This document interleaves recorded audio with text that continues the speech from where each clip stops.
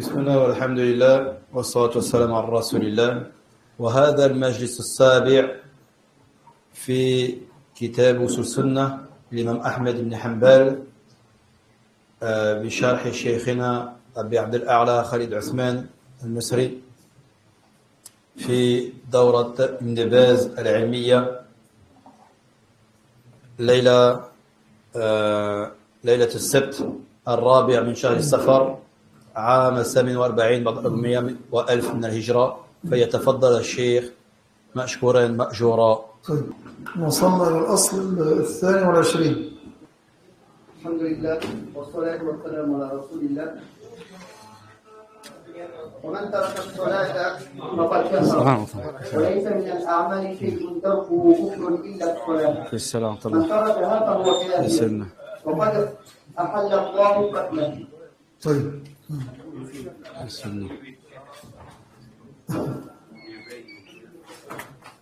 بسم الله والحمد لله والصلاة والسلام على رسول الله.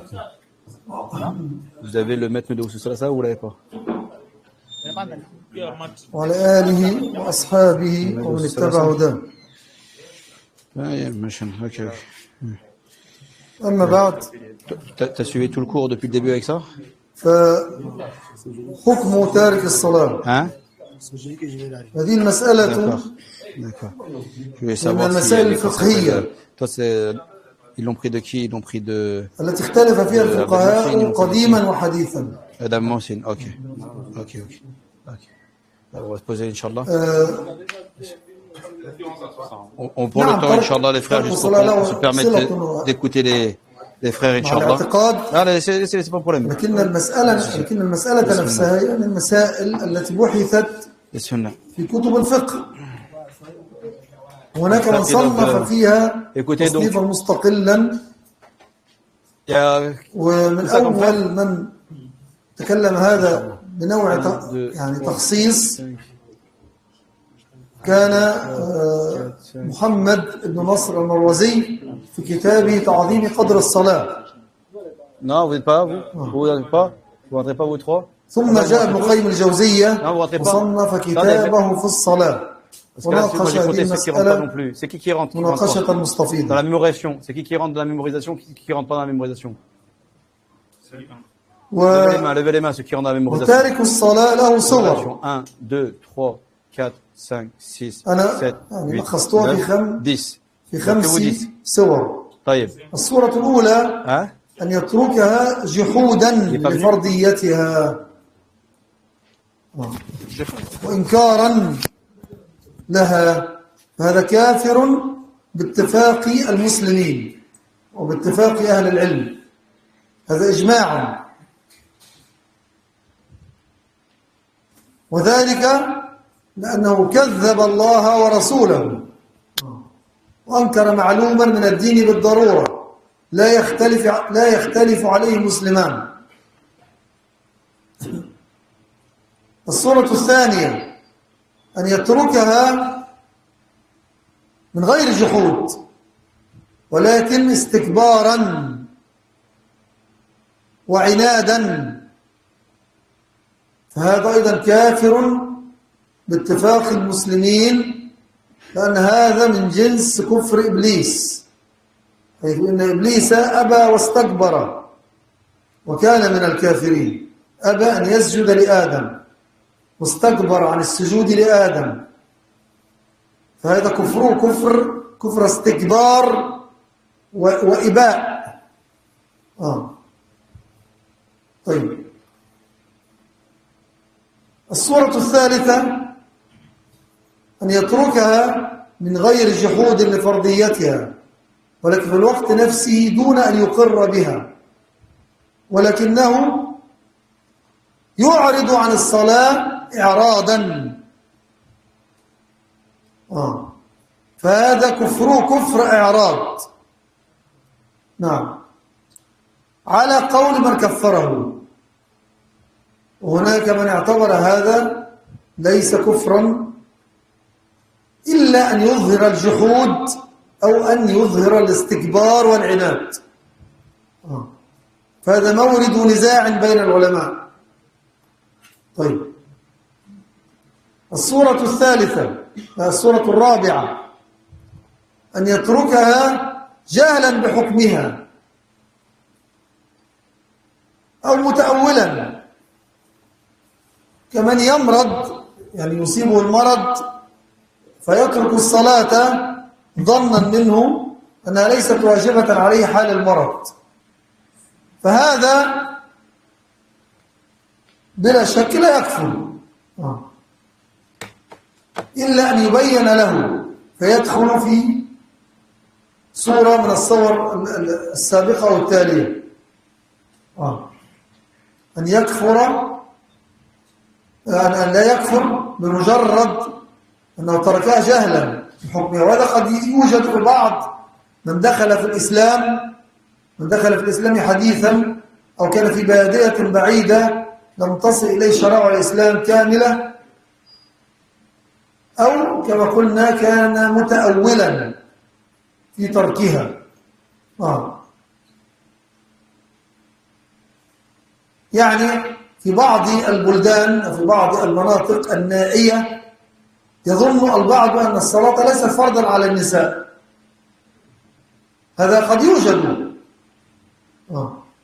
قد يوجد في أدغال أفريقيا، قد يوجد البعض أو مناطق يسيرة في مصر، في أقصى الصعيد، في أقصى مما لم تصل إليه الدعوة كاملة، لكن هذا قد لا يوجد، لأن قد كان يوجد من قبل. أن البعض جهلا يعتقد أن الصلاة ليست فرضا على النساء، جهلا منه، أو المرأة تعتقد هذا أحيانا في بعض المناطق النائية التي ليس فيها علماء. طيب، الصورة الخامسة والأخيرة، وأن يتركها كسلا وتهاونا بها، وهذا محل النزاع والاختلاف بين العلماء قديما وحديثا.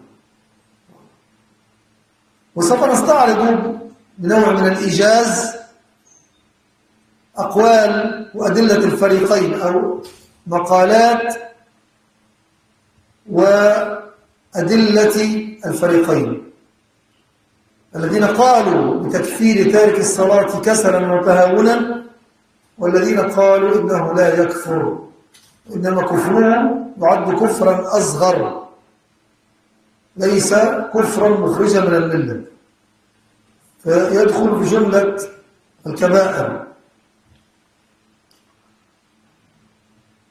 فأولا نريد أن نبين أن القائلين بعدم تكفير تارك الصلاة كسلا هم جمهور أهل العلم.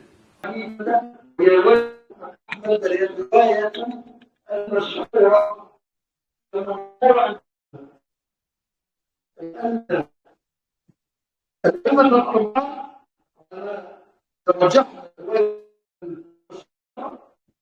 لم يكفروا تارك الصلاة كسلا،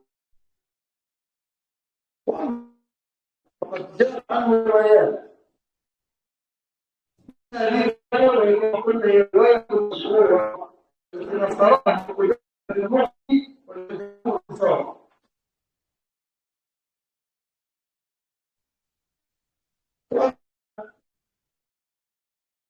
هنا في الظاهر أنه يكفره، يكفر ذلك الصلاة كسلا، ولكن الأمر يحتمل عدم التكفير أيضا لما سوف يأتي في الرد على من قال بكفر تارك الصلاة كسلا، بكفر تارك الصلاة كسلا، وبيان ما عندهم من أدلة هذا الباب وكيف يرد على هذه الأدلة. طيب، أما القول بتكفير تارك الصلاة كسلا عزاه محمد بن نصر المروزي في كتابه تعليم قدر الصلاة إلى جمهور أصحاب الحديث.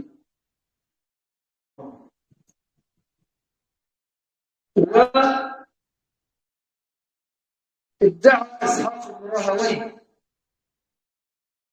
صاحب أحمد الإجماع عليه. ادعى إسحاق بن راهويه الذي يعد قرين أحمد الإجماع على تكفير تارك الصلاة كسلا، ولكن هذا الإجماع فيه نظر كما سوف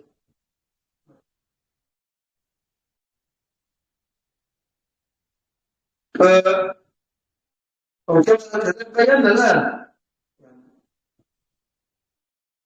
يعني مالك والشافعي صرف أصحاب المذهب ولم يقول بتكفير تارك الصلاة كسلا، فما ادعاه إسحاق بن راهويه من هذا الإجماع هو مرفوض لمن سبقه. نعم قد يقصد إجماع الصحابة، وسوف يأتي أيضا بيان أن هذا الإجماع المدعى للصحابة مرفوض كذلك. طيب، أولا أقوى دليلين عند القائلين بتكفير تارك الصلاة كسلا حديثان. الحديث الأول وحديث بريدة الذي عند أصحاب السنة حديث صحيح أن رسول الله صلى الله عليه وسلم قال: العهد الذي بيننا وبينهم الصلاة فمن تركها فقد كفر. والحديث الثاني والحديث الذي أخرجه مسلم في صحيحه من حديث جابر بن عبد الله أن رسول الله صلى الله عليه وسلم قال: بين الرجل وبين الشرك والكفر ترك الصلاة. ترك الصلاة. نسيت. طيب تفضل.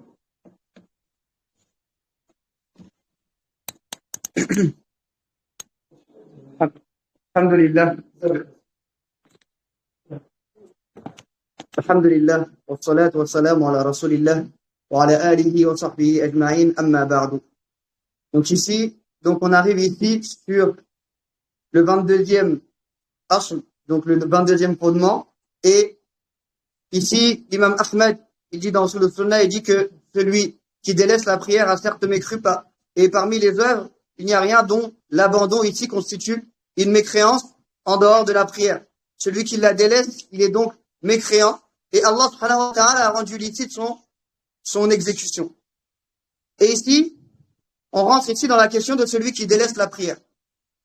Et la question de celui qui délaisse la prière ici fait partie des questions célèbres sur lesquelles les pieux prédécesseurs ils ont divergé. Et la divergence concernant le jugement de celui qui abandonne la prière, elle est ancienne. Et il remonte au 1er siècle de l'Islam. Et avant, il mentionne dans avis le cheikh. Il a dit qu'il convient de distinguer les situations. Et il faut connaître les cas sur lesquels les savants ils sont unanimes concernant la mécréance liée au fait de délaisser la prière. Et ainsi ceux sur lesquels ils sont unanimes à ne pas juger mécréant celui qui la délaisse. Ensuite ici, il évoquera après le cas ici dans lesquels ils ont divergé. Et en résumé ici, il a dit que celui qui délaisse la prière se répartit en 5 situations. Première situation, c'est-à-dire ici, on a les situations de celui qui délaisse la prière entre ici il y a une consensus ou une divergence. La première situation ici, c'est qu'il abandonne la prière en niant le caractère de l'obligation. C'est-à-dire qu'il abandonne la prière en niant le caractère de l'obligation. Celui-là, donc qui dit que la prière n'est pas obligatoire, alors ici, il est mécréant bil ijma', c'est-à-dire il est mécréant par consensus. Parce qu'il dément la parole d'Allah subhanahu wa ta'ala et son messager et renie une obligation qui est connue nécessairement dans la religion. Et toutefois, si par contre il est rentré récemment dans l'islam, ou s'il a grandi dans une région très isolée, où il y a une telle ignorance, ici on va l'instruire, jusqu'à que la preuve ici soit établie sur cette personne.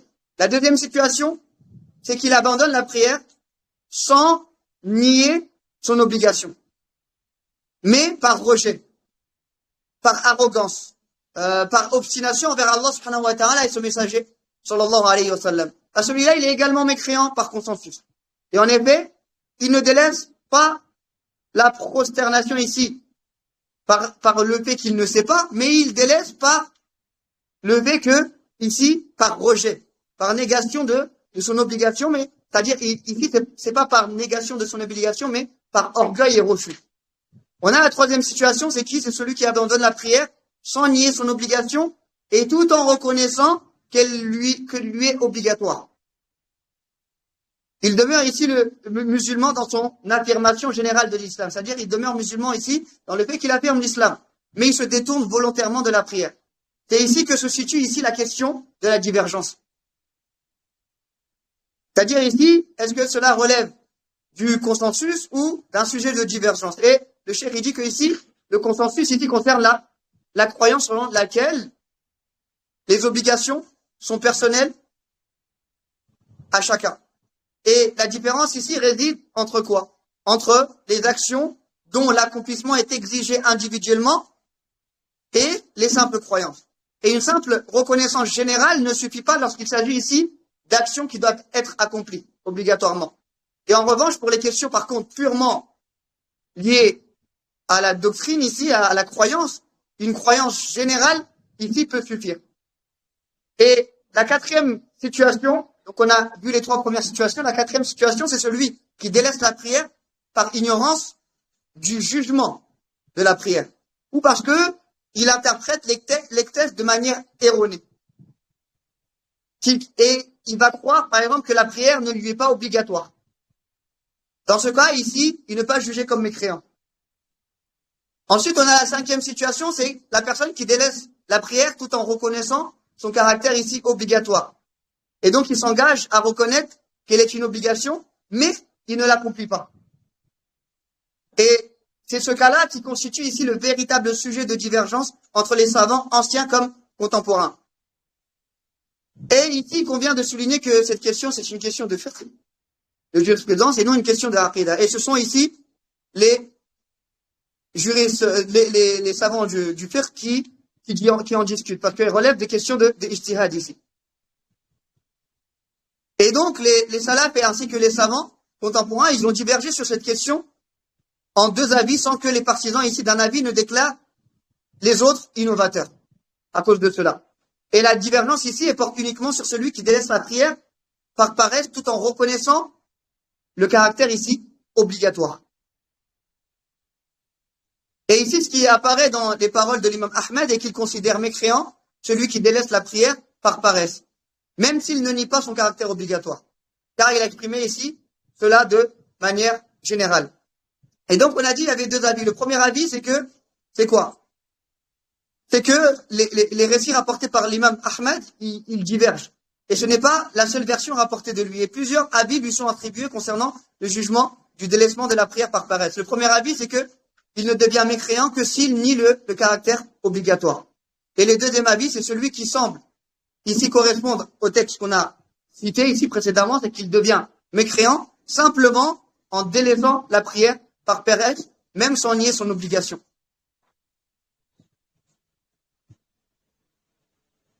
Et le cheikh ensuite, il a cité que Ibn al-Qayyim dans son livre, c'est-à-dire le jugement de celui qui délaisse la prière, dans laquelle ici il expose de manière détaillée les preuves ici des deux camps ici. Et ici, par exemple, il dit que les preuves de ceux qui jugent mécréants, celui qui délaisse la prière, parmi leurs preuves, les plus fortes figurent ici le hadith authentique du prophète sallallahu alayhi wa sallam, lorsqu'il dit le pacte qui nous distingue le pacte qui va distinguer entre nous et eux, c'est la prière. Et celui qui l'abandonne a certes mécru. Ou c'est ce hadith de Jabir radiyallahu anhu, où il dit, le prophète sallallahu alayhi wa sallam a dit, entre l'homme et le polythéisme, ainsi que la mécréance, se trouve l'abandon de la prière. Non. فيقول بارك الله فيكم كذلك استدل القائلون بالتكفير بقوله تعالى إن تابوا وأقاموا الصلاة فإخوانكم في الدين. هذه الآية إن تابوا وأقاموا الصلاة وآتوا الزكاة فإخوانكم في الدين. هذه الآية إن حملوها على تكفير تارك الصلاة فليحملوها كذلك على تكفير تارك الزكاة. هم لا يقولون بهذا، حيث أن تارك الزكاة قد جاء دليل يبين أنه لا يكفر، لأنه كما قال النبي صلى الله عليه وسلم بعد أن يعذب في عرصات يوم القيامة يرى بعد ذلك سبيله إما إلى الجنة وإما إلى النار.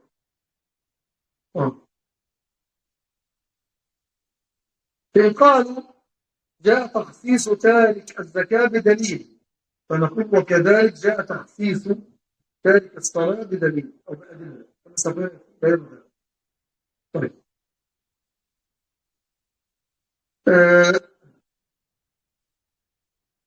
وأما رد عدم المكفرين على حديث جابر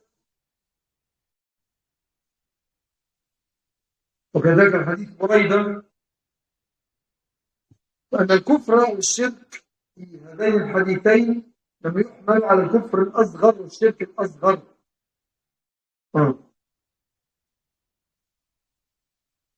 وذلك لعموم الأدلة التي سوف يأتي بعضها في نجاة من أتى بالتوحيد فقط، أو أنه وإن كان متوعدا بعذاب النار لكن مآله في نهاية الأمر إلى الجنة كان معه التوحيد. وهذا مما دالت عليه حديث الشفاعة وغيرها كما سمعت بها.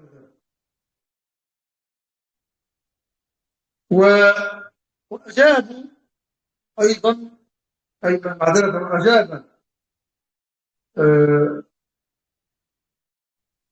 نعم هؤلاء الذين قالوا عدم التكفير أن المراد بالترك فمن تركها فقد كفر، وترك الجحود ليس الترك العملي فقط بذاته، لمن يتركها جحودا بفرضيتها واستكبارا وعنادا عن أدائها. أما مجرد الترك كسلا وتهاونا لا يكفر مجرد الترك العملي القائم على الكسل والتهاون فقط. فرد المكفرون بترك الصلاة على هذين وعلى هاتين الشبهتين. الأولى من قال إن الجاحد يكفر حتى ولو ترك، حتى وإن صلى كل الصلوات. هذا نعم، هذا غير حق. يعني الجحود لا يستلزم العمل، فنحن لا نكفر الجاحد أنه ترك الصلاة مجرد الترك، لا، لأنه لم يعتقد فرضيتها حتى وإن صلى. لو سلمنا أن الجاحد هذا صلى كل الصلوات هو كافر. لماذا؟ لأن مجرد أن صلى مع اعتقاد عدم فرضية الصلاة يعني جحد حكمها فرضيتها وكافر وإن صلى. طيب، الثاني أنهم قالوا إن الكفر هنا في الحديث معرف بالألف واللام، وهذا عندهم لا يحمل إلا على الكفر الأكبر.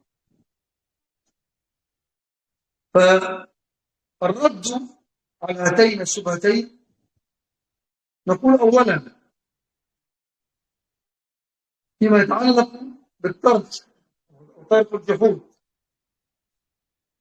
ونقول إن الترك في الحديث ما جعل حدا فاصلا بين أهل الإسلام وأهل الكفر والشرك، فلا يكون ترك للصلاة كفرا أكبر إلا إذا وقع على نفس هيئة الكفار وعلى نفس حالة الكفار. وإذا رأينا وتأملنا حال الكفار والمشركين نقول إنهم تركوها جحودا لفرضيتها واستكبارا وعنادا، وأنهم لم يقروا بالشهادتين أصلا. فمتى تكون الصلاة حدا فاصلا بين الكفر والإيمان؟ إن كان تاركها من إنما تركها جحودا وعنادا. أما مجرد الترك العملي هذا ليس خاصا بالكفار إلا أن يعرض عن الصلاة بالكلية، وهذا كما قلنا نحن مرة كذا. طيب تفضل.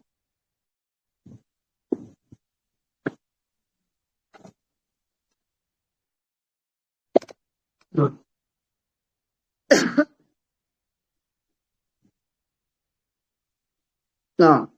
Ensuite, ici, le cheikh, il enchaîne en disant que ceux qui considèrent mécréant celui qui délaisse la prière, ils ont également aussi invoqué comme preuve la parole d'Allah subhanahu wa ta'ala dans l'essence du verset où, dans Surat Tawbah, où il dit, s'ils se repentent, accomplissent la prière, acquittent la zakat, alors ils sont vos frères en islam. Et ils se fondent ici sur ce verset.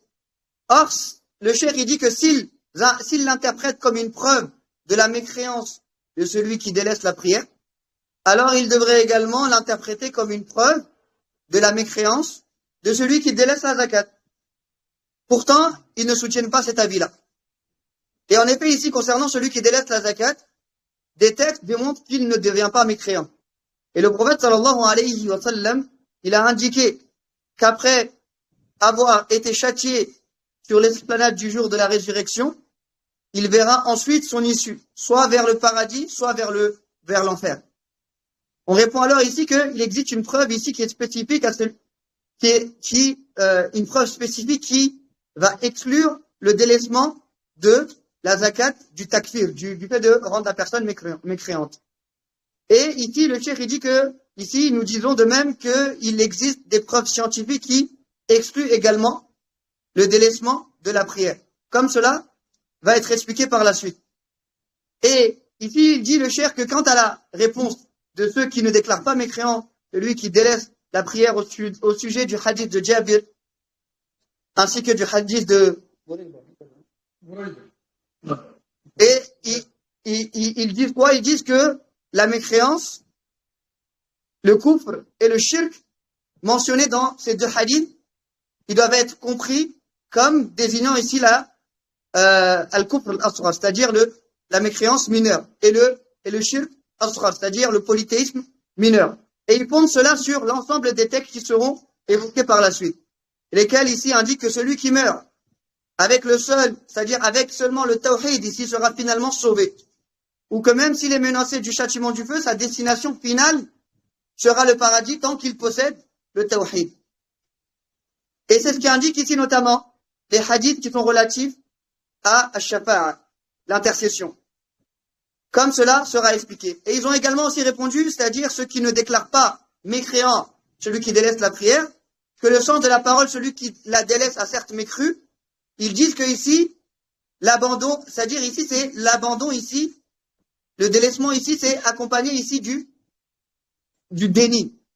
Le fait ce n'est pas juste l'abandon de la prière elle-même, mais c'est le fait de considérer que cette prière-là n'est pas obligatoire. Autrement dit, il s'agit de celui qui délaisse la prière en niant son caractère obligatoire, ou par orgueil, ou par obstination ici, à refuser de l'accomplir. Et en revanche ici, le simple fait de délaisser par paresse et négligence ici, le cheikh dit que cela ne fait pas sortir de l'islam du seul fait de cet abandon ici. C'est-à-dire que cet abandon ici, pratique, elle est motivée par quoi? Par la paresse et la négligence. Ici, ça ne fait pas sortir directement la personne de l'islam. Et ici, il dit que les partisans du takfir, de celui qui délaisse la prière, ont alors répondu à ces deux arguments. Premièrement, ils ont dit, celui qui nie le caractère obligatoire de la prière, il est mécréant, même s'il a accompli toutes les prières. Et cela ici, le cheikh dit, c'est manifestement vrai ici. En effet, le déni n'implique pas nécessairement l'abandon de l'acte. Et donc, nous ne déclarons donc pas mécréant celui qui nie l'obligation de la prière simplement parce qu'il l'aurait délaissée, mais parce qu'il ne croit pas en son caractère obligatoire, même s'il prie. Même s'il prie. À partir du moment où la personne ne considère pas la prière obligatoire, alors ici, elle n'est pas musulmane. Elle n'est pas musulmane. Et autrement dit, si nous supposons qu'une personne ici, il accomplit toutes les prières, tout en croyant que la prière n'est pas obligatoire, elle serait malgré tout mécréant. Pourquoi? Parce qu'elle prie tout en rejetant l'obligation de la prière. Elle en renie ici le statut qui est l'obligation. Et c'est cela qui constitue ici la mécréance, même si elle accomplit effectivement la prière. Deuxièmement, ils ont affirmé que le terme al-kufr dans le hadith précédé de al ici, de alif et lam, et que selon eux, cela ne peut désigner que la mécréance majeure. Et donc ici, le cheikh dit la réponse à ces deux objections, c'est la suivante, c'est que concernant l'interprétation selon laquelle il s'agirait de l'abandon accompagné ici du fait de nier le caractère obligatoire, le délaissement ici mentionné dans le hadith constitue ici une ligne de démarcation entre les musulmans et les mécréants ou les polythéistes. Ainsi ici, le fait d'abandonner la prière ne constitue une mécréance majeure que s'il correspond à la manière dont les mécréants eux-mêmes la délaissent, c'est-à-dire à leur état. Et lorsqu'on examine ici la situation des mécréants et des polythéistes, nous constatons qu'ils délaissent la prière en niant son caractère obligatoire, par orgueil et obstination, et qu'ils n'ont d'ailleurs même pas prononcé déjà la shahada. Dès lors, à quel moment ici la prière constitue-t-elle une frontière entre la foi et la mécréance, puisque eux-mêmes ils sont déjà pas dans la foi, lorsqu'elle est abandonnée par déni et obstination. Et en revanche ici, le simple abandon de la pratique n'est pas une caractéristique propre aux mécréants, à moins que la personne ne se détourne totalement de la prière, ce qui constitue, comme on l'a indiqué précédemment, un autre point qui mérite ici d'être, d'avoir entre guillemets un examen particulier. Non, monsieur. Oui.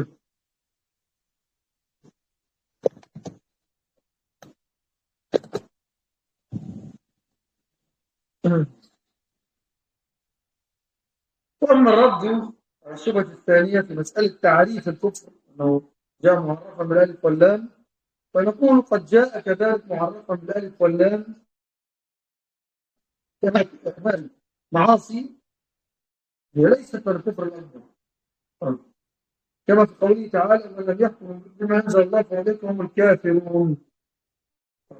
قال عبد الله بن عباس رضي الله عنه في تفسير هذه الآية كفر دون كفر، ليس كمن كفر بالله وملائكته وكتبه ورسله واليوم الآخر. وقال أيضا في رواية أخرى ليس بالكفر الذي تذهبون إليه. وهذا تفسير من ابن عباس، وعمدة أهل السنة في عدم تكفير الحاكم بغير ما أنزل الله الذي ترك هذا عن غير جحود وعن غير استكبار وعناد عن حكم الله. وهذا موطن من النزاع الآن أو في عصرنا الحديث بين القطبيين البعثة قطب وبين أهل السنة السلفيين. هذه الآية وهي التي بسببها كفر سيد قطب المجتمعات الإسلامية تحت دعوى أنها تركت الحكم بما أنزل الله جميعها، حتى لم يستثني الدولة السعودية التي كانت تحكم الشرع في زمان أحسن تحكيم، وكانت تقام الحدود هناك وما زالت تقام، وتنص في دستورها على أن مصدر الحكم عندها هو كتاب الله وسنة رسول الله صلى الله عليه وسلم صراحة. وهذا لم يشرع هذا عند سيد قطب أن يعتبرها دولة إسلامية لأنها ليست تابعة للإخوان. الشاهد يعني هذه مسألة فرعية لا شيء يذكر يعني. وكذلك يقول النبي صلى الله عليه وسلم ثلاثة من الكفر هكذا معرف بالألف واللام: النياحة وشق الجيب، المرأة إذا مات لها قريب أو زوج تشق ثيابها يسمى بشق الجيب، والطعن في الأنساب قال ثلاثة من الكفر، وهذه باتفاق العلماء ليست الكفر الأكبر بل من الكفر العملي. طيب هذا ممكن. طيب إن شاء الله. طيب، وأما أدلة القائلين بعدم كفر تارك الصلاة إذا أتى بالتوحيد، من أهمها حديث البطاقة الذي أخرجه مسلم في صحيحه، كما ذلك أخرجه الترمذي في جامعه، وحديث صحيح من حديث عبد الله بن عمرو بن العاص رضي الله عنهما أن رسول الله صلى الله عليه وسلم ذكر رجلا أو قال سيؤتى برجل على رؤوس الخلائق يوم القيامة ينشر له 99 سجلا من الذنوب، لكن له بطاقة مكتوب فيها لا إله إلا الله، فتوضع السجلات في كفة والسجلات في كفة، وتطيش السجلات بسبب الذنوب، ولا يدخل على اسم الله شيء. طيب، فهذا بلا شك من ضمن السجلات التي فيها الذنوب أنه ترك الصلاة، ليس له شيء إلا هذه البطاقة التوحيد فقط، لو قالها مخلصا. العلماء أول حديث البطاقة التي كانت سببا في نجاة هذا العبد أنه قال لا إله إلا الله خالصا من قلبه معتقدا لها، أنه لا معبود بحق إلا الله، وبالتالي لم يصلي أو ترك الصلاة أو ترك بعض الصلاة. طيب، والحديث الثاني حديث حذيفة بن اليمان الذي أخرجه ابن ماجه في سننه من حديث صلة بن زفر عن حذيفة بن اليمان أن رسول الله صلى الله عليه وسلم قال يدرس الإسلام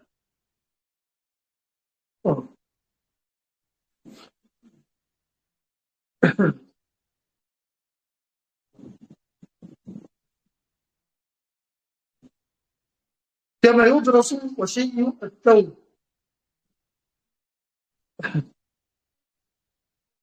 حتى لا يدرى لا صلاة ولا صيام ولا صدقة ولا نسك، وليسر على كتاب الله عز وجل حتى لا تبقى في الأرض منه آية وتبقى الطوائف من الناس، الشيخ الكبير والمرأة العجوز يقولون أدركنا آباءنا على هذه الكلمة لا إله إلا الله. وهذا قد يحدث معقول في قيام الساعة، سوف يحدث.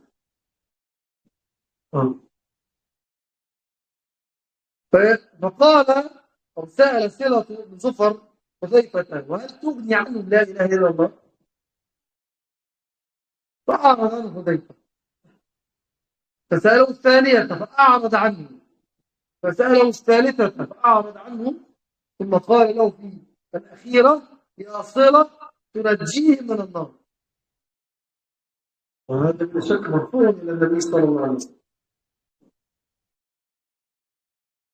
وهذا الحديث جاء من رواية أبي خازم معاوية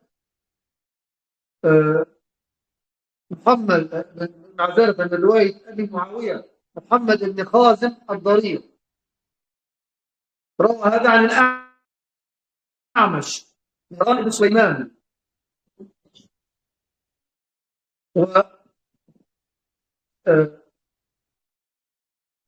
أبو معاوية هذا محمد بن خازم هو اتهم ببدعة الإرجاء، هو صدوق في الرواية لكنه اتهم بالإرجاء، فقال الطاعنون في الحديث إنه روى حديثا يؤيد بدعته. فالرد على هذه الشبهة من وجهين: الوجه الأول نقول أولا ليس بالحديث شبهة الإرجاء، لا علاقة له بالإرجاء أصلا، أن الإرجاء لا والإرجاء بمفهوم الخوارج الذين غلوا في التكفير. فنقول ليس من الإرجاء أن ينجو من قال كلمة التوحيد، لأن الإرجاء عند أهل الإرجاء يعني أنهم يثبتون الإيمان الكامل لكل من نطق بهذه الكلمة، كلمة التوحيد، وإن فعل بعد الكلام. السنة لا يقولون بهذا، ما أثبتوا له الإيمان الكامل، بل قالوا إن أصحاب الكبائر فساق وهم من أصحاب الوعيد، وينتفع عنهم الإيمان الواجب، لكن يبقى من أصل الإيمان. هذا ليس إرجاء هذا.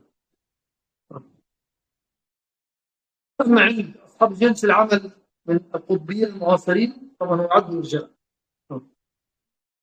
طيب،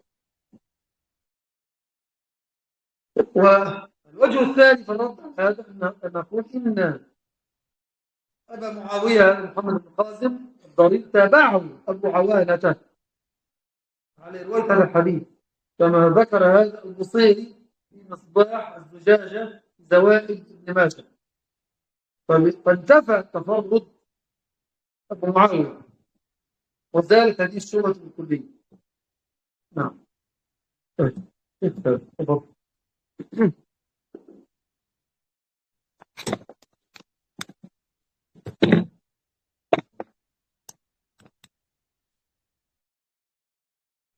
Non.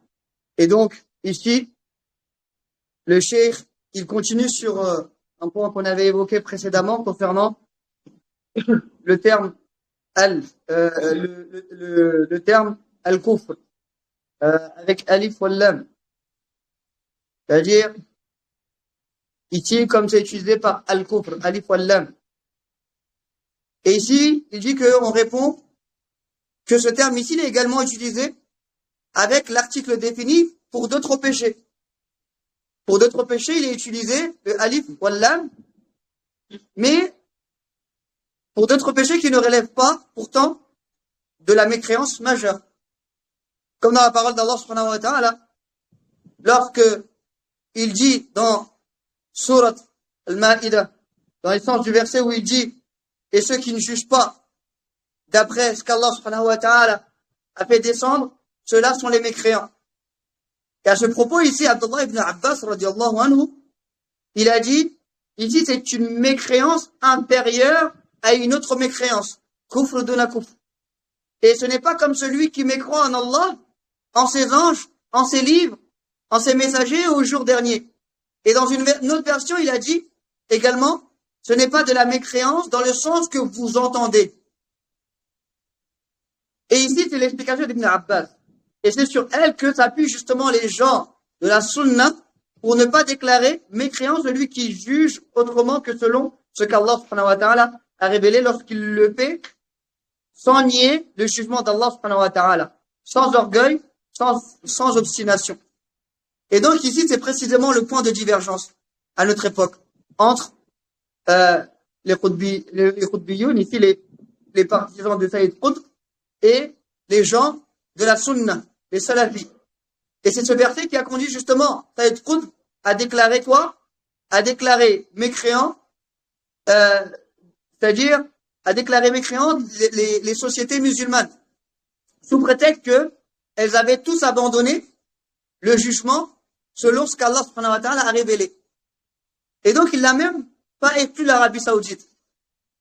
Et alors qu'à son époque, l'Arabie Saoudite appliquait la législation islamique de la meilleure manière, que ce soit les peines légales, et cela a été appliqué. Et ils le font toujours. Et que ça constitue ici, à terme explicitement, dans la constitution de l'Arabie Saoudite, que la source de son système de gouvernement, c'est Kitab Allah wa Sunnah et c'est-à-dire le livre d'Allah subhanahu wa ta'ala et la sunna du messager sallallahu alayhi wa sallam. Et malgré cela, Saïd Qutb, il ne l'a pas considéré comme un État islamique parce qu'il n'était pas affilié ici aux frères musulmans. Et quoi qu'il en soit ici, comme il a dit le cheikh, c'est une question secondaire ici. De même, le prophète sallallahu alayhi wa sallam, il a dit que 3 choses relèvent de la mécréance. Ici, il a utilisé le terme al-kufr.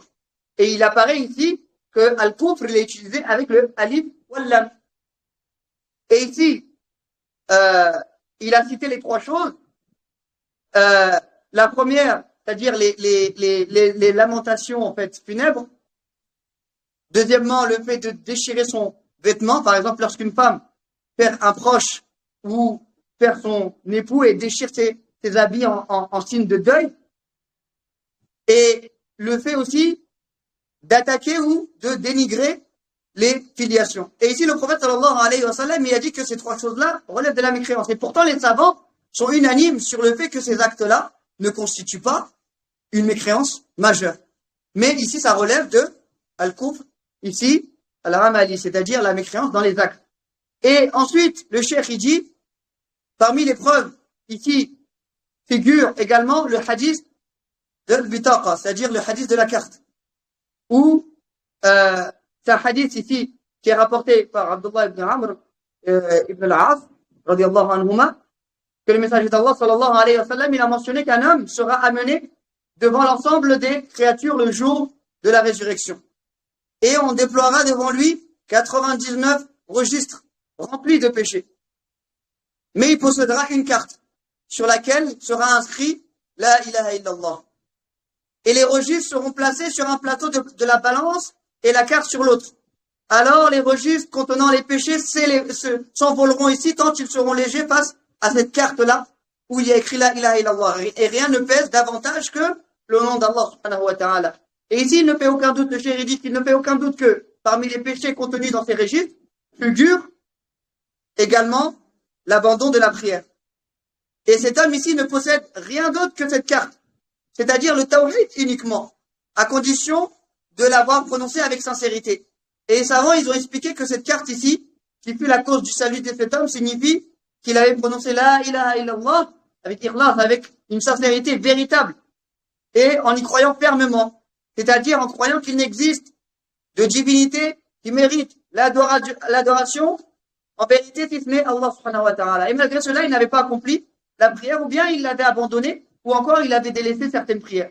Et ensuite, il vient ici un autre hadith, le hadith de Hudayfa ibn Yaman, que le messager d'Allah sallallahu alayhi wa sallam, il a dit, l'islam s'effacera comme s'effacent les motifs d'un vêtement usé, jusqu'à que l'on ne sache plus ce qu'est la prière, ni le jeûne, ni l'aumône, ni les rites d'adoration. Le livre d'Allah sera retiré durant une nuit, si bien qu'il n'en restera pas un seul verset sur la terre. Il restera alors des groupes de personnes, un vieillard et une vieille femme qui diront, nous avons trouvé nos pères disant cette parole, La ilaha illallah. Allah. Et donc ici, cela se produira à l'approche de l'heure, ou bien cela se produira effectivement avant son établissement. Et donc, ici, il a été demandé à Hudayfa, cette parole, La ilaha illallah, leur sera-t-elle réellement utile ici? Et Hudayfa, il détourna son regard et ne répondit pas.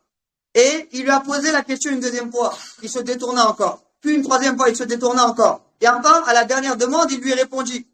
Il lui dit quoi? Elle les sauvera du feu. Et il ne fait aucun doute ici que ce jugement est attribué au prophète sallallahu alayhi wa sallam. Et ce hadith ici, il est rapporté de Abu Muawiyah Muhammad ibn Khazim al-Darir. Et Abu Muawiyah Muhammad ibn Khazim, ici, il était accusé d'adhérer ici à l'irja. Et il était digne de confiance dans la transmission des hadiths. Mais on lui reprochait justement cette innovation-là. Malgré le fait qu'il était digne de confiance dans la transmission des hadiths. Ceux qui critiquent ce hadith ont donc prétendu qu'il aurait rapporté un hadith venant appuyer sa propre innovation. Et le cheikh, il dit, il y a une réponse à cette objection. Et la première réponse ici, il dit que d'abord, il n'y a absolument rien dans ce hadith qui relève de l'irja. Il n'a aucun rapport avec cette doctrine dans ce hadith-là. Et en effet, ici, ceux qui formulent cette objection comprennent l'irja selon la conception des Khawarij, qui ont exagéré dans le takfir. Et il dit, ici, cela ne relève pas de l'irja de dire que celui qui prononce sincèrement la parole du tawhid sera finalement sauvé. Car l'irja, chez les Murji'a, consiste ici à attribuer une foi complète à toute personne qui prononce cette parole, même si elle commet tous les grands péchés possibles. Or, les gens de la Sunna ne disent pas cela. Ils n'accordent pas à ces personnes une foi complète. Au contraire, ils disent que les auteurs des grands péchés sont menacés du feu et font partie des gens visés par les menaces du châtiment. Et ils considèrent qu'ils ont perdu la foi wajib, c'est-à-dire l'iman wajib, c'est-à-dire la foi obligatoire, mais qu'il leur reste quoi? Asl iman, c'est-à-dire ici le fondement même de la foi. Et cela n'est donc pas de l'irja. Et en revanche, selon les partisans de la théorie du James al-Amal ici, parmi les gens des Qutbiyya ici, extrémistes, cela ici est considéré comme al-irja. Ensuite, il dit deuxièmement, on répond aussi également que Abu Muawiyah ici n'est pas le seul à avoir rapporté ce hadith. Et en effet, ici, Abu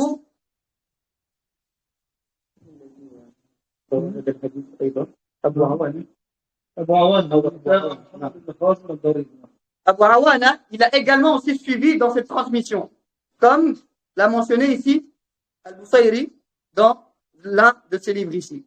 Et donc ici, l'argument selon lequel Abu Muawiyah aurait été le seul à rapporter ce hadith ici disparaît. Et cette objection ici est entièrement ici levée. Non.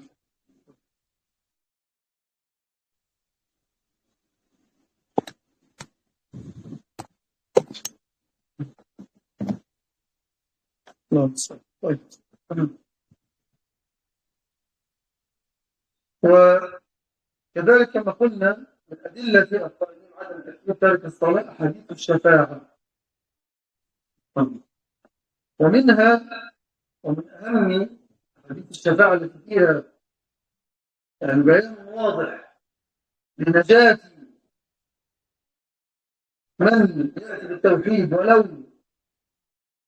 ولو عذب في النار، لأن سوف يكون مآل في نهاية الأمر إلى الجنة، ما أخرجه البخاري ومسلم من حديث زيد بن أسلم عن عطاء بن يسار عن أبي سعيد الخدري رضي الله عنه.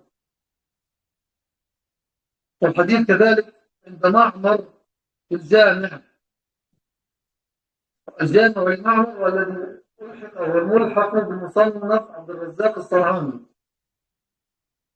رحمه الله تعالى. وهذا أيضا معمر كذلك أخرج هذا الحديث ومن رواية معمر عن زيد بن أسلم عن عطاء بن يسار عن أبي سعيد الخدري أن رسول الله صلى الله عليه وسلم قال: إذا خلص المؤمنون من النار وأمنوا فما مجادلة أحدكم صاحبه في الدنيا أو في الحق الذي كان له عليه في الدنيا أشد من مجادلة المؤمنين لربهم في إخوانهم الذين أدخلوا النار. قالوا: ربنا إخواننا كانوا يصلون معنا ويصومون ويتصدقون ويحجون فأدخلتهم النار. فيقول رب العالمين: اذهبوا فأخرجوا من عرفتم منهم فيعرفونهم بصورهم، وفي رواية بمواضع السجود. لا تأكل النار صورهم، في الرواية الأخرى لا تأكل النار مواضع السجود.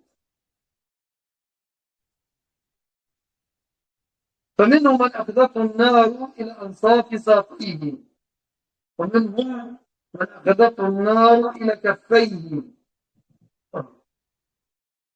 فيخرجون هؤلاء ثم يقولون: ربنا قد أخرجنا من أمرتنا.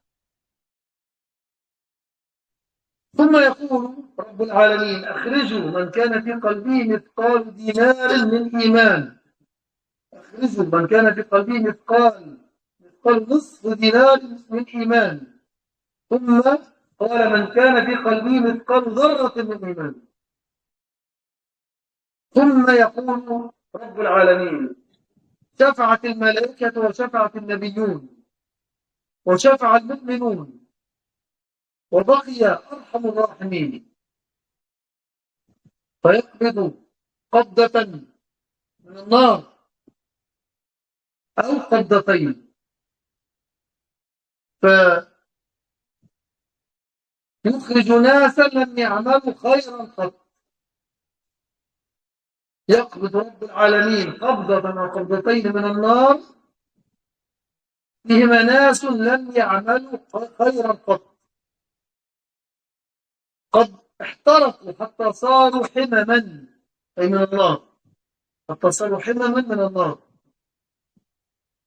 قال فيعتمد إلى ماء يقال له ماء الحياة، فينبتون أو فيصب عليهم فينبتون كما تنبت الحبة في حميل السيل. الحبة إذا وضعت في مصب السيل قد تنبت، وهؤلاء يصب عليهم الماء صبا وكانهم صاروا كهذا الحب، ينبتون تنبت أجسادهم لما يصب عليه ماء الحياة. ثم يخرجون أو فيخرجون من أجسادهم مثل اللؤلؤ، وفي أعناقهم خاتم مكتوب عليه عتقاء الله، يختم على أعناقهم بخاتم عتقاء الله. فيقال لهم ادخلوا الجنة فمن تمنيتم أو رأيتم فهو لكم، فيقولون ربنا أعطيتنا ولم تعطي أحدا قبلنا أو لم تعطي أحدا من العالمين، فيقول رب العالمين فإن لكم عندي أفضل منه، فيقولون ربنا وما أفضل منه، فيقول أن أرضى عليكم فلا أسقط عليكم أبدا. الحديث قال المكفرون بترك الصلاة كسلا إن الشفاعة لما قبلت في المصلين فقط. يقرأ بقية الحديث. نعم المؤمنون في أول الأمر يشفعون في أصحاب الكبائر من الذين كانوا يصلون ويصومون معهم، لأنهم كبائر عذبوا بها. قالوا إخواننا كانوا يصلون معنا ويصومون ويحجون، فأخرج الله من هؤلاء بشفاعة المؤمنين. ثم أمر بعد ذلك سبحانه بإخراج من كان في قلبه مثقال ذرة من إيمان،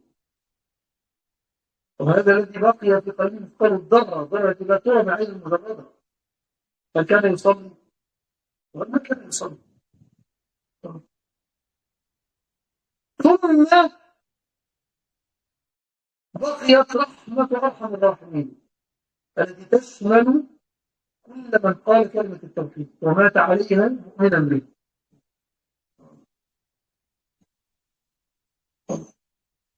فيقبض سبحانه قبضة أو قبضتين، يخرج من النار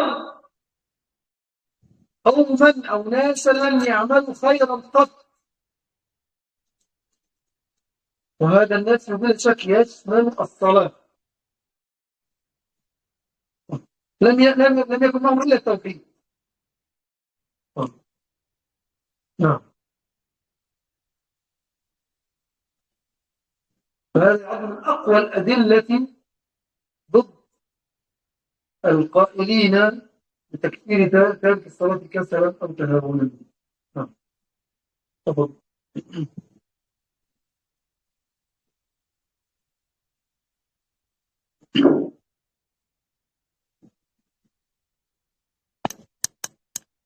Et donc ici, le cheikh, il nous dit ensuite que parmi les preuves de ceux qui soutiennent que celui qui délaisse la prière n'est pas déclaré mécréant, figurent également les hadiths de Ash-Shafa'a, de l'intercession. Et l'un des plus importants de ces hadiths, ici, qui montre clairement que celui qui possède le tawhid sera finalement sauvé, même s'il est d'abord châtié dans le feu, et que son aboutissement sera à la fin le paradis. Et ce hadith qui est rapporté par Bukhari ou Muslim, d'après Zayd Aslam ici, d'après Ata ibn Yasar, d'après Abu Sa'id al-Khudri, radiyallahu anhu, et ce hadith ici, il est également rapporté par Ma'mar dans ce jami'a ici. Et Ma'mar, il le rapporte lui aussi par une autre chaîne, et le messager d'Allah, sallallahu alayhi wa sallam, il a dit, lorsque les croyants auront été délivrés du feu et seront en sécurité, la discussion que l'un d'entre vous peut avoir avec son compagnon au sujet d'un droit qu'il revendiquait ici-bas, ne sera pas plus insistante que la discussion des croyants avec leur Seigneur au sujet de leurs frères qui auraient été introduits dans le feu. Et ils diront, ô notre Seigneur, nos frères parlaient avec nous, jeûnaient avec nous, donnaient l'aumône et accomplissaient le pèlerinage avec nous. Pourtant, tu les as fait rentrer en enfer, dans le feu. Et le Seigneur des mondes dira alors, allez donc faire sortir ceux que vous reconnaîtrez parmi eux. Et ils les reconnaîtront à leur apparence. Et dans une autre version, ils les reconnaîtront par les traces de la prosternation. Et le feu ne consumera pas leur apparence. Et dans l'autre version, le feu ne consumera pas les endroits de la prosternation. Et parmi eux, certains auront été atteints par le feu jusqu'à la moitié de leur mollet, d'autres jusqu'à leur cheville. Et les croyants les feront alors sortir, puis diront, Seigneur, nous avons fait sortir ceux que tu nous as ordonné de faire sortir. Et le Seigneur dira ensuite, faites sortir quiconque possède dans son cœur le poids d'un dinar de foi. Et il dira, faites sortir quiconque possède dans son cœur le poids d'un demi-dinar de foi. Puis il dira, faites sortir quiconque possède dans son cœur le poids d'un atome de foi. Et ensuite le Seigneur des mondes, il dira, les anges ont intercédé, les prophètes ont intercédé, les croyants ont intercédé, il ne reste plus que le plus miséricordieux des miséricordieux. Et ici, le Seigneur, saisira une poignée ou deux poignées du feu, et il en fera sortir des gens qui n'avaient jamais accompli aucun bien. Et ils auront été entièrement consumés par le feu au point d'être devenus du charbon. Et ils seront ensuite plongés dans une eau appelée Ma al-Haya, c'est-à-dire ici l'eau de la vie. Et ils repousseront comme pousse une graine emportée par le courant d'un torrent. Et ici, en effet, lorsque une graine est déposée dans le lit d'un torrent, ici, elle germe rapidement.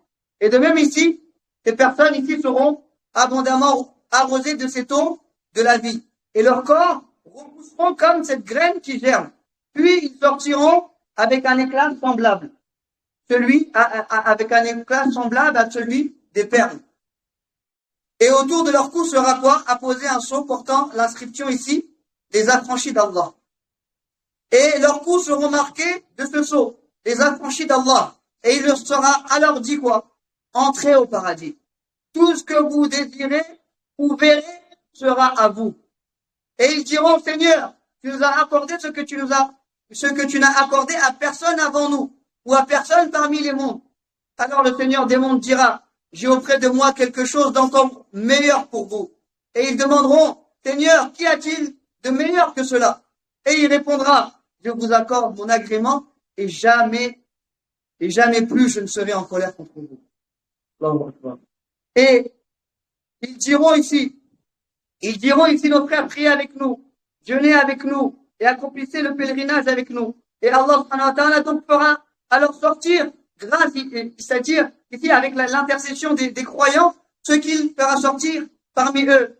Puis après cela, il ordonnera de faire sortir quiconque possède dans son cœur le poids d'un atome de foi. Or, celui chez qui il ne reste qu'un poids d'atome de foi, c'est-à-dire un atome que l'œil nu ne peut même pas voir, est-ce que lui, il priait?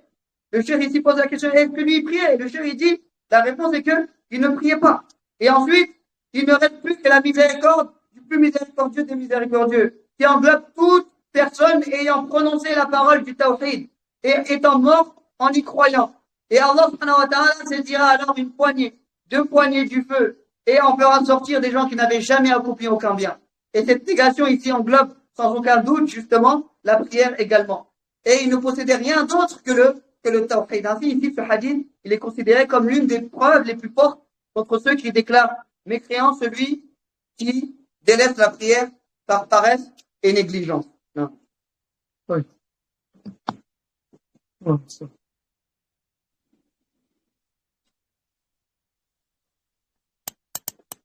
وفي حديث أنس الصحيحين حديث الشفاعة أن رسول الله صلى الله عليه وسلم نفسه يقول أن رسول الله صلى الله عليه وسلم نفسه يقول لرب العالمين ائذن لي في من قال لا إله إلا الله. فيرد رب العالمين وعزتي وجلالي لأخرجن منها من قال لا إله إلا الله. هذا صريح بين رواية أوضح ما يكون في الصحيحين حديث أنس.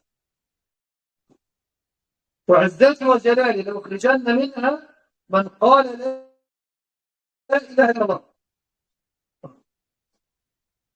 وفي رواية حديث أنس هذا عند أحمد في مسنده وقد صحح اسناده الألباني رحمه الله تعالى أن رسول الله صلى الله عليه وسلم قال وفرغ الله من حساب الناس وأدخل من بقي من أمتي النار مع أهل النار. فيقول أهل النار لهؤلاء الذين دخلوها من أمتي الإسلام أمتي النبي صلى الله عليه وسلم كما ذكر يدخل من أمتي النار مع أهل النار. فيقول أهل النار لهم ما أغنى عنكم أنكم كنتم تعبدون الله ولا تشركون به شيئا.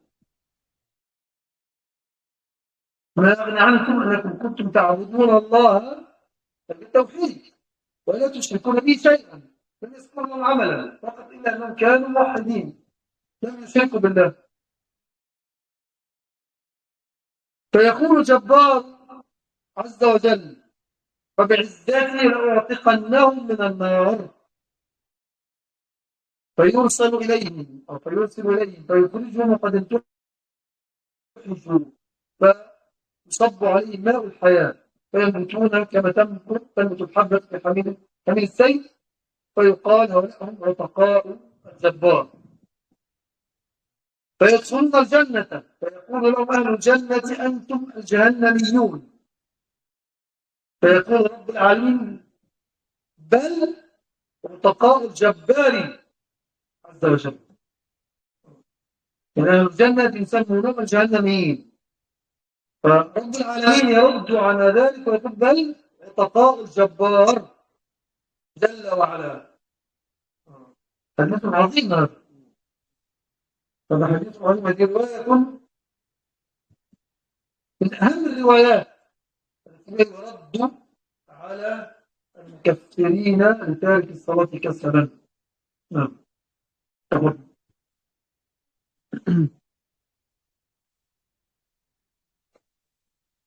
Et donc ici, le cheikh ici continue ensuite en disant, on trouve également le hadith ici de Anas dans les 2 sahih, Bukhari et Muslim, parmi les hadiths de Shafa'a, de l'intercession. Le messager d'Allah sallallahu alayhi wa sallam dira lui-même au Seigneur des mondes, il dira Seigneur, accorde-moi la permission d'intercéder en faveur de ceux qui ont dit la ilaha illallah. Et alors ici, le Seigneur des mondes y répondra, par ma puissance et par ma majesté, je ferai assurément sortir du feu quiconque dit la ilaha illallah. Et ici, le texte, il est clair, explicite et sans ambiguïté ici. Et il dit, par ma puissance et par ma majesté, je ferai assurément sortir du feu quiconque dit la ilaha illallah. Et dans une autre version de ce même hadith, rapporté par Ahmad, dans son Musnad, dont sur l'Albani, il a authentifié la chaîne de transmission, le messager d'Allah, sallallahu alayhi wa sallam, il dit quoi? Il dit, lorsqu'Allah aura achevé le jugement des gens, il fera entrer au feu ceux de ma communauté qui devront y entrer avec les gens du feu.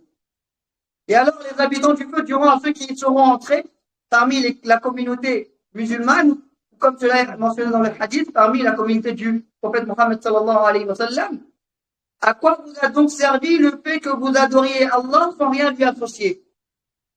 Et autrement dit, à quoi vous a servi le fait que vous adoriez Allah dans le tawhid et que vous ne lui associez rien? Aucune autre œuvre n'est mentionnée à leur sujet. Il est seulement dit qu'ils étaient des gens du tawhid, qu'ils n'associaient rien à Allah. Alors Allah subhanahu wa ta'ala, il dira, par ma puissance, je les affranchirai assurément du feu. Et il enverra alors des anges vers eux, qui les feront sortir, alors qu'ils ont été complètement consumés. Et on versera sur eux, du coup, al-hayat, c'est-à-dire l'eau de la vie, et ils repousseront comme pousse la graine emportée par le courant d'un torrent. Et il sera alors dit, ceux-là sont les affranchis du Tout-Puissant.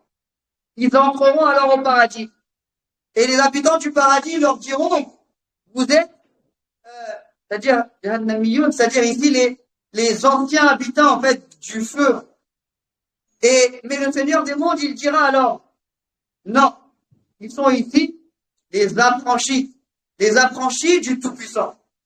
Les affranchis du Tout-Puissant. Et autrement dit, les gens du paradis les appelleront, comme on a dit, les anciens habitants du feu. Mais Allah subhanahu wa ta'ala, il répondra à ceux qui les ont appelés comme cela, non, ce sont les affranchis du Tout-Puissant. Et ici, cela montre un hadith qui est immense.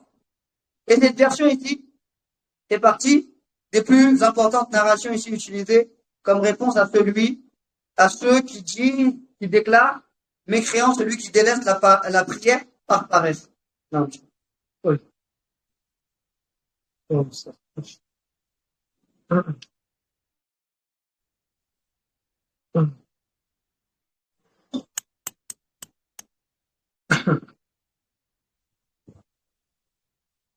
طيب ولم نسأل القائلين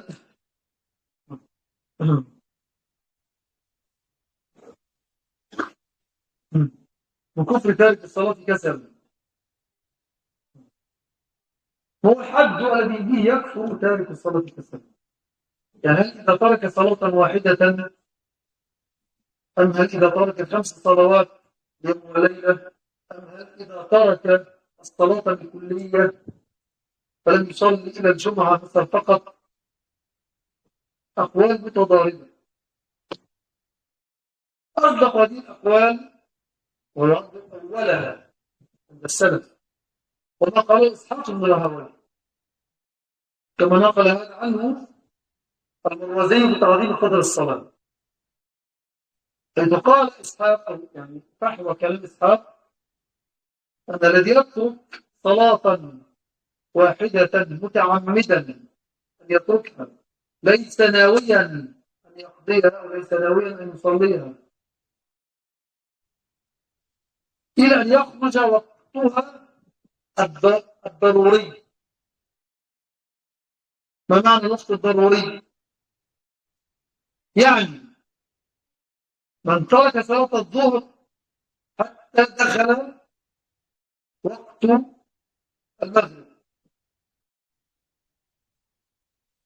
لأن صلاة الظهر مع العصر تجمع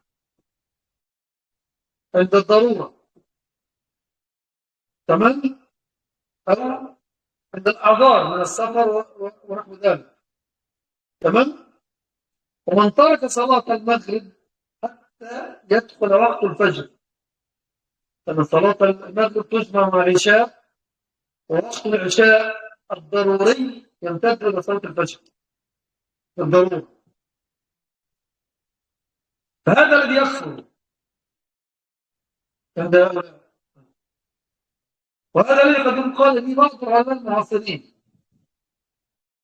تمام. فالقول الآخر وينسب للشيخ ابن تيمية، وقد يكون مال إليه ابن القيم الجوزية في آخر كتاب الصلاة، وأن الذي يكفر والذي يترك الصلاة بالكلية، يعني لا يصلي ركعة لله، يعني ترك دائم مستمر، لا صلاة جمعة ولا صلاة فرض من الصلاة الخمس ولا نافلة ولا شيء، لا يصلي أبدا. لكن هذا الترك لم يكن عن إعراض أو جحود أو إيه أو كبر، إنما كسلا، حال بعض المسلمين الآن غافلا ساهيا. لكن سبحان الله، إذا مررت على أحدهم في الطريق وقلت له أين المسجد يدلك، بل قد يقول لك يا شيخ ألم تكن تصلي؟ طب أنت المسجد لم تصلي؟ لا، عندي شغل. هو بالفعل ليس جاحدا، هذا أمر ليس جاحدا للصلاة. أما الكافر جاحد أو المستكبر يستنكف أن يقول لك هذا أصلا، يستنكف أن يقول لك هذا، بل قد يستهزئ بك إذا دخلت صليت. هذا كما نقول عليه غلبان جاهل أو أخذته الغفلة الشديدة، وهذا قد يصلي بعد ذلك. كثير هم يطلبون، وبعض قد يموت دون أن يتوب ما حال، ويموت على التوحيد ويدخل في مقام المسلمين. فماذا يقول في هؤلاء؟ هذا موطن النزاع. فهمتم؟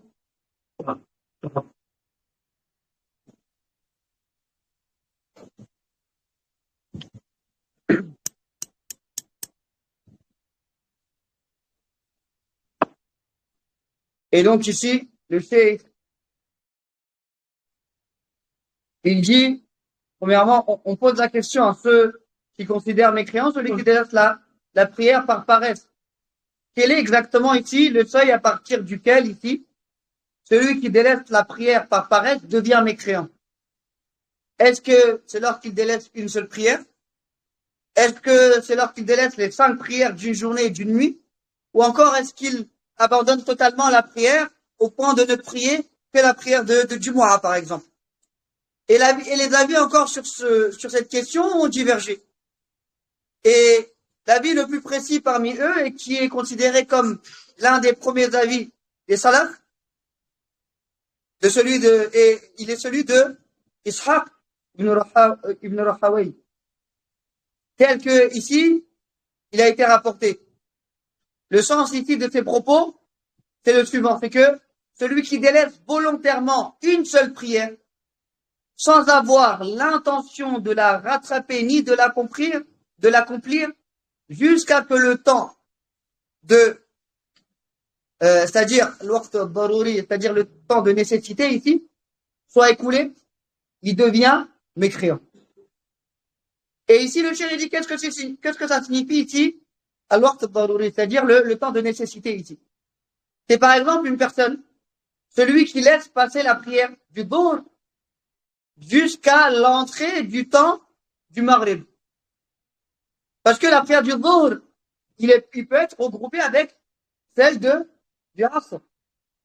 En cas de nécessité, en cas d'excuse, en cas comme le voyage ou d'autres situations semblables ici.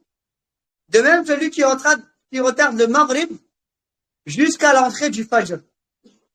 Parce qu'encore une fois, le maghrib peut être regroupé avec l'isha. Et le temps de nécessité du isha se prolonge jusqu'à l'apparition du fajr. Et selon ici cet avis, c'est cette personne-là qui devient mécréante. Celui qui a délaissé jusqu'au dépassement du temps de nécessité. Et c'est également l'avis que certains savants contemporains ici ont adopté. Et l'autre avis, il est attribué ici à Cheikh l'Islam Ibn Taymiyyah.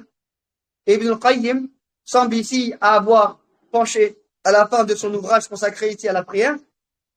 Et selon cet avis, ne devient mécréant que celui qui abandonne totalement la prière.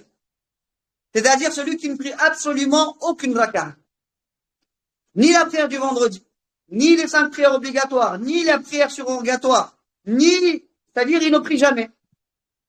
Et cependant, ici, cet abandon, elle n'est pas motivée par le rejet, ou le déni ou l'orgueil.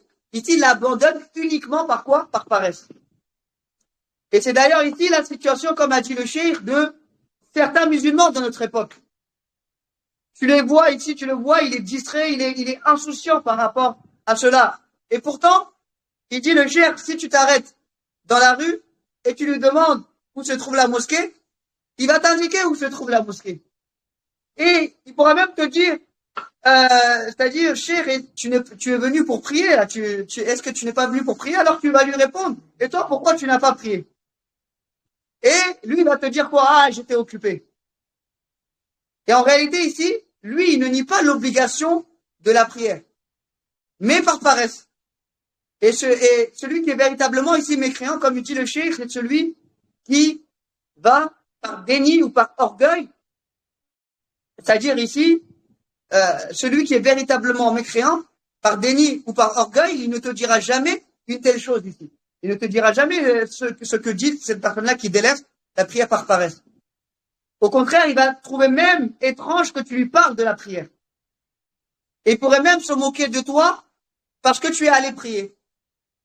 Et quant à cette personne, elle est simplement, comme on dit ici, cette personne qui délaisse sa prière par paresse, qui a une très grande négligence. Et il arrive ensuite que ces personnes ici prient après de nouveau. Ils se remettent à prier. Et beaucoup d'entre elles après se repentent. Et d'autres en revanche, ils meurent avant d'avoir eu le temps même de se repentir. Et le cheikh dit qu'elles meurent tout en ayant le tawhid. Et elles sont enterrées ici dans les cimetières des musulmans. Et que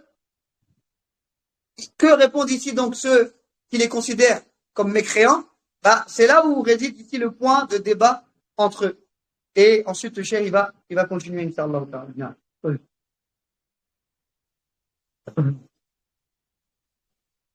بقيت مسألة دعوة إجماع الصحابة على كفر تارك الصلاة كسلا. فأقول بنوا هذا الإجماع على أثر عبد الله بن شقيق. هذا الأثر الذي جاء من رواية عبد الله بن شقيق جاء بألفاظ. اللفظ الذي اعتمدوا عليه في نقل هذا الإجماع هو ما أخرجه محمد بن نصر المروزي بتعظيم قدر الصلاة من طريق بشر بن المفضل عن سعيد بن أبي إياس الجريري عن عبد الله بن الشقيق أنه قال: ما كان أصحاب رسول الله صلى الله عليه وسلم يرون شيئا من أعمال تركوه كفر غير أو إلا الصلاة. لم يكن أحد من أصحاب رسول الله، هكذا جاء بلفظ من أصحاب رسول الله، فعزى هذا إلى عامة الصحابة، فاعتبر هذا اللفظ يعد نقلا لإجماع الصحابة. طيب، لكن إذا درسنا هذا الأثر نجد أولا أن هذه الرواية إنما جاءت من طريق بشر بن المفضل عن سعيد بن أبي إياس الجريري. طب سعيد بن أبي إياس الجريري هذا كان قد اختلط، كما قال الحافظ بن حجر: اختلط قبل موته ب3 سنين. ما معنى اختلط؟ أي صار بعد اختلاطه، أي بعد أن أصاب اختلاط، أي إما الكبر سن أو ضعف في العقل، فصار لا يضبط الروايات بعد ما اختلط. فإذا كان قبل موته ب3 سنين ماذا يكون في الغالب؟ بكبر السن، فصار يروي أشياء كان يرويها قبل الاختلاط مضبوطة، لكن بعد الاختلاط صار يرويها بما يخالف ما كان يرويه قبل الاختلاط. طيب الاسود المفضل اختلفوا فيه، والراجح أنه روى عن سعيد بعد اختلاطه. لماذا؟ لأنه قالوا كل من روى عن أيوب السختياني وروى عن سعيد إنما روى عنه قبل الاختلاط. هذه قاعدة. وبشر المفضل لم يروي عن أيوب السختياني، ليس من رواة أيوب السختياني، هو ممن روى عن سعيد بن أبي إياس بعد اختلاطه أو لم يتميز. قد يكون روى عنه شيئا قبل الاختلاط أو شيئا بعد الاختلاط. إذا لم يتميز حكم على روايته بالنكارة. فكيف إذا ترجح أنه روى عنه بعد الاختلاط؟ فروايته هذه منكرة. لكن جاء هذا الأثر من طريقين آخرين، من طريق إسماعيل بن عليا بلفظ مغاير لهذا اللفظ، وهو أنه قال ما علمنا شيئا من الأعمال قيل تركوه كفر إلى الصلاة. هذا لفظ إسماعيل بن عليا عن سعيد بن أبي إياس، خرج الخلال وغيره. واللفظ الثاني من رواية عبد الأعلى ابن عبد الأعلى أنه قال ما كان يقولون عن عمل تركوه أو تركه رجل الكفر إلا الصلاة. ما كان يقولون عن عمل تركه رجل كفر إلا الصلاة. ما الذي نستفيده من هذين اللفظين؟ أولا لم يأتي ذكر الصحابة في هذين اللفظين. أولا طبعا إسماعيل بن عليا وعبد الأعلى بن عبد الأعلى كلاهما روى عن سعيد بن أبي إياس قبل الاختلاط، فبلا شك رواياتهما هي التي تقدم على رواية بشر بن المفضل عند التعارض، وحدث التعارض، فرواية بشر منكرة. أما رواية إسماعيل بن عليا وعبد الأعلى هي الرواية المحفوظة أثر عبد الله بن شقيق. وفيه أنه عزى هذا بقول ما علمنا من التابعين، لأنه الضمير هو يعود عليه وعلى من معه من علماء التابعين. وذكر أيضا هذا بصيغة التمريض، قيل تركوه كفر، وهذه إشارة خفية لوجود اختلاف. هذا ليس نقل إجماع، ليس يعني لا يعد نقل الإجماع التابعين كذلك. وفي لفظ عبد الأعلى لو كان يقول ما كانوا يقولون لعمل تركه رجل كفر غير الصلاة. فإذا يحمل هذا أنه إن قصد الكفر إنما قصد الكفر الأصغر العملي، أي كان أراد أن يقول ما كان يطلق على شيء من الأعمال التي تترك. هذه الأعمال بحد ذاتها ليس كفرا، لكنه كانوا يطلقون عليه أنه كفر غير الصلاة، يعني كفر عملي أصغر ليس كفرا أكبر. هذا الذي قصده عبد الله بن شقيق على ما يترجح. وبهذا يسقط قول القائلين في دعوى أو ادعاء إجماع الصحابة على تكفير ترك الصلاة. طيب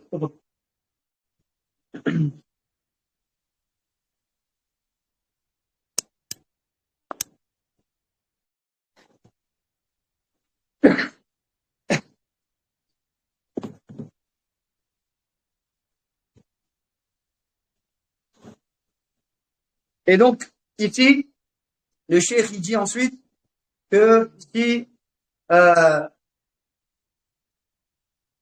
il reste ici à examiner ici la la prétention ici selon laquelle il existerait un ijma' des compagnons sur la mécréance de celui qui délaisse la prière par paresse.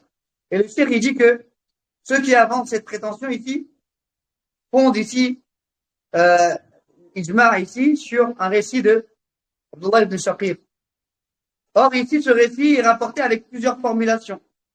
La formulation sur laquelle ils se sont appuyés pour affirmer l'existence de ce consensus, ici, a été rapportée selon une chaîne. Et selon cette version, il a été dit, les compagnons du messager d'Allah, sallallahu alayhi wa sallam, ne considéraient qu'aucun acte dont l'abandon constituait une mécréance, si ce n'est la prière.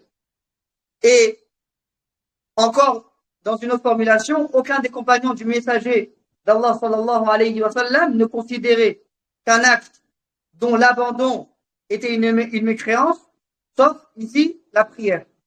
Et ils ont donc ici attribué cette parole à l'ensemble des compagnons et considéré qu'elle constituait un témoignage qui établit ici leur consensus. Cependant ici, lorsque le cheikh dit que lorsque on étudie ici attentivement le récit, on constate d'abord que cette version provient uniquement de la voix de Bishr ibn al-Mufaddal. Et d'après ici, Saïd ibn Abi Iyas al-Jurayri. Et ici, Saïd ibn Abi Iyas ici avait subi une altération de sa mémoire ici. Il y a un ikhtilas, c'est-à-dire une altération ici de sa mémoire, comme l'a mentionné Al-Hafiz ibn Hajar, et il fait atteindre de cette altération 3 ans avant sa mort. Et donc ici, l'altération ici, c'est quoi? C'est-à-dire qu'après avoir atteint, après avoir été atteint en raison de son grand âge ou d'un affaiblissement ici de ses facultés, il ne maîtrisait plus correctement les narrations. Et avant cette altération, il rapportait les hadiths avec précision. Mais après celle-ci ici, il rapportait parfois des versions contraires à celles qu'il rapportait auparavant. Et concernant Bishr ibn al-Mufaddal, ici, les spécialistes ici ont divergé. Et l'avis le plus fort est qu'il l'a rapporté de Saïd après son altération, après l'Ikhtilaf. Et le cheikh dit pourquoi? Parce que les spécialistes ont établi une règle. Tous ceux qui ont rapporté à la fois d'Ayoub, Sufyan et de Saïd, ils ont entendu Saïd avant son altération. Or ici, Bishr ibn al-Mufaddal ici n'a jamais rapporté de Ayoub as-Sakhtiyani. Et donc, il fait donc partie de ceux qui ont rapporté de Saïd après l'Ikhtilaf, c'est-à-dire après son altération. Ou au minimum, il n'est pas possible de distinguer ce qu'il a entendu avant de ce qu'il a entendu après. Et il est donc possible qu'il ait entendu certaines narrations avant l'altération et d'autres après. Et lorsqu'il est impossible de distinguer cela, les spécialistes ici jugent ici la narration comme munkar, c'est-à-dire c'est réprouvé. Et à plus forte raison, lorsque tout indique qu'il a rapporté après justement l'altération. Et ces versions sont donc considérées ici comme faibles. Cependant, ce même récit il est rapporté par 2 autres voix. La première est celle de Ismaïl ibn Ulayya, avec une formulation différente où il dit « Nous ne connaissons aucun acte dont on disait que son abandon était une mécréance, sauf la prière. » Et cette version est rapportée notamment par Al-Fadl et d'autres. Et la seconde est celle de Abdul Ala ibn Abdul Ala, qui rapporte qu'il ne disait qu'aucun acte, c'est-à-dire il ne disait d'aucun acte dont un homme se détournait qu'il avait mécru, sauf la prière. Et qu'est-ce qu'on déduit de ces 2 formulations? Premièrement, les compagnons ne sont plus mentionnés dans ces 2 versions. Dans ces 2 versions-là, ici, il n'est pas nommé les compagnons. De plus, Ismaïl, Noureya et Abdul Ala ont tous deux entendu de Saïd ibn Abi Iyas avant son altération. Il est donc évident ici que leurs versions doivent être préférées à celles de Bishr ibn al-Mufaddal, lorsqu'il existe ici une contradiction. Or, cette contradiction ici existe. Et la version de Bishr est donc munkar. Et tandis que celle de Ismaïl, ici, et de Abdul Ala, constitue ici la version qui est mahfouz, qui est préservée. Et dans cette version, lorsqu'il dit « nous ne connaissons pas », le pronom ici renvoie à lui-même ainsi que au tabi'in qui était avec lui. Et il attribue donc cette parole au tabi'in et non aux sahaba, et non aux compagnons. Et donc ici, il emploie l'expression, on disait que, qila, il utilise ici une formulation impersonnelle ici, ce qui constitue ici une indication qui est subtile de l'existence d'une divergence. Et une telle formulation ici ne permet absolument pas d'établir un consensus. Et il ne s'agit donc pas davantage d'un consensus des tabi'in aussi. Et enfin, ici, dans la version de Abd al-Ala où il est dit, il ne disait d'aucun acte dont un homme se détournait qu'il avait mécru sauf la prière. Et cette formulation peut être comprise comme désignant al-kufr, al-amali, al-asrar. C'est-à-dire ici la mécréance mineure dans les actions ici. Et autrement dit, ici, il voulait dire que parmi les actes dont l'abandon est qualifié de kufr, il n'y avait que la prière. Et il s'agirait donc d'une mécréance pratique qui est mineure et non d'une mécréance majeure qui fait sortir de l'islam. Et le chéri termine en disant que c'est selon ce qui paraît le plus juste de ce que voulait dire Abdullah ibn Shaqir. Et par conséquent, ici, la prétention selon laquelle il existerait un consensus des compagnons sur la mécréance de celui qui délaisse la prière, ici, bah alors elle tombe. Non. Oui. بقي أثر آخر والذي جاء سند صحيح عن عمر بن الخطاب رضي الله عنه ما قال عند مقتله عند موته لما طعن لا حظ في الإسلام لمن ترك الصلاة، لا حظ في الإسلام لمن ترك الصلاة. فقال هذا يعد من عمر تكفيرا لترك الصلاة. وإذا رجعنا إلى المعاجم وجدنا أن معنى الحظ هو النصيب الوافر. فكان عمر أراد أن يقول لا نصيب أي كامل أو وافرا، كاملا أو وافرا في الإسلام من ترك الصلاة. وهذا يشبه قول النبي صلى الله عليه وسلم لا إيمان لمن لا أمانة له. وهذا باتفاق أهل العلم ليس نفيا لأصل الإيمان، هو نفي بكمال الإيمان الواجب. كذلك هنا هذا الذي أراده عمر، أو يحمل هذا كما قلنا على ترك الجهود. قلنا أنه أراد التكفير أو أنه هذا ما يترجح أنه أراد نفي الإسلام ليس بمعنى نفي أصل الإسلام، إنما أن يكون قد حقق الإيمان الواجب الذي به يتم إسلامه. هذا الذي يظهر الله تعالى أعلم. وبلا شك استعراض كل أدلة وشبهات القائلين بتكفير ذلك الصلاة كسلا هذا يحتاج إلى عدة محاضرات. فقط أنا ذكرت يعني ما تيسر فقط، وذكرت من أدلة كذلك القائلين بعدم كفر ذلك الصلاة كسلا أهمها، إن كان هناك أدلة أخرى يطول الكلام فيها والمقام لا يحتمل إلى ما ذكرت. الله تعالى أعلم، وصلى الله على محمد وعلى آله وأصحابه وسلم. تفضل.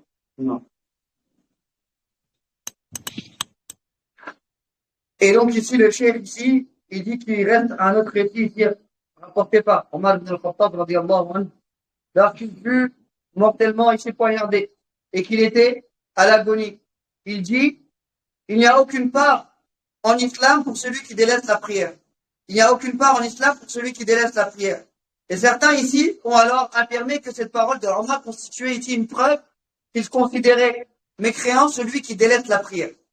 Mais lorsque nous revenons ici, comme a dit le cheikh, au dictionnaire ici de la langue arabe, on constate ici que le mot signifie ici une part ici importante, une grande part, c'est-à-dire une part abondante. Ainsi, ici, Omar, il voulait dire, c'est-à-dire qu'il n'y a pas de part complète ou abondante dans l'islam pour celui qui délaisse la prière. Et cela ici ressemble à la parole du prophète sallallahu alayhi wa sallam lorsqu'il dit, il n'y a pas de foi pour celui qui n'est pas digne de confiance. Or, ici, les gens de science, ici, sont unanimes pour dire que ce hadith ne nie pas le fondement même de la foi, mais la perfection, en fait, de la foi qui est obligatoire. De même ici, c'est cela que voulait dire Omar. Ou bien, c'est-à-dire cette parole peut être comprise comme il a été déjà expliqué. Comme disant celui qui délaisse la prière par juhud, c'est-à-dire ici, par déni, par le fait de nier le statut obligatoire. Si l'on considère qu'il entendait par là la mécréance. Ou encore, ce qui paraît le plus juste, il voulait nier ici un islam parfait. L'islam parfait. Et non le fondement même de l'islam. Et donc, autrement dit, ici, il voulait dire que cette personne n'a pas réalisé la foi obligatoire par laquelle son islam atteint sa perfection. Et c'est ce qui paraît ici être le sens le plus juste. Et Allah subhanahu wa ta'ala est plus savant. Et il est évident que, ici, le cheikh il dit que voilà, passer en revue toutes les preuves et toutes les objections de ceux qui considèrent mécréant celui qui délaisse la prière par paresse, bah, ça nécessiterait plusieurs conférences.